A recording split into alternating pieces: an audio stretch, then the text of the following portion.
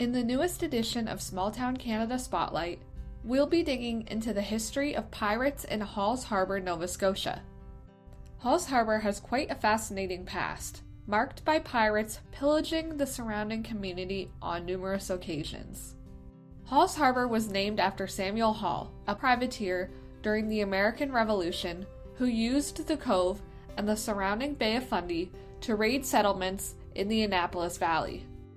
Hall was the pilot and guide for an expedition of 17 men on the ship, the M.M. Jane, under Captain Gow.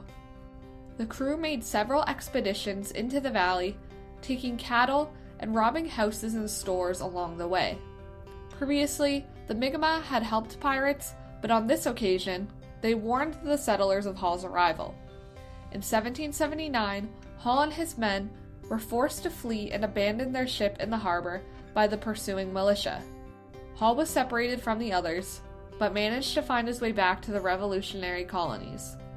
The militia was forced to deal with pirates on numerous occasions. A force of 40 men, led by Abraham Newcomb, made their way to the harbor, which is how the militia discovered only 3 men guarding the ship and fired on them, injuring 2, while the third escaped. The militia learned from the wounded prisoners that the privateers had gone to the valley to rob Mr. Sherman's house and store at the Cornwallis town plot. The claim was investigated only to find the place already pillaged and the robbers nowhere to be seen. Many legends claim that Hall left a treasure buried nearby, attracting countless treasure hunters to the area. These seekers have reportedly abandoned pits deep in the woods surrounding the harbor in their quest for gold. It is said that Sylvanus Whitney, who owned the first store in Hall's Harbour, discovered this pirate treasure. He later moved to North Dakota and upon his death left behind $60,000 in gold coins. The harbor was first settled in 1826 by the Bucknam and Parker families, who crossed the Bay of Fundy from New Brunswick. Many of the first settlers came by sea rather than land from the valley. Samuel Bucknam built the first house in the region. Shortly after that, a lumber mill was in operation, which was built by the Cross brothers at the head of the dam, above the present bridge. This was followed by a store built by the Whitney family in 1830. A school was started in 1831, and the first wharf was completed in 1836. The community quickly grew around the sheltered tidal harbor, which shipped out timber and agricultural products from the Annapolis Valley. By the 1850s, a dozen more houses and 2 more stores had been constructed to keep up with the growing population.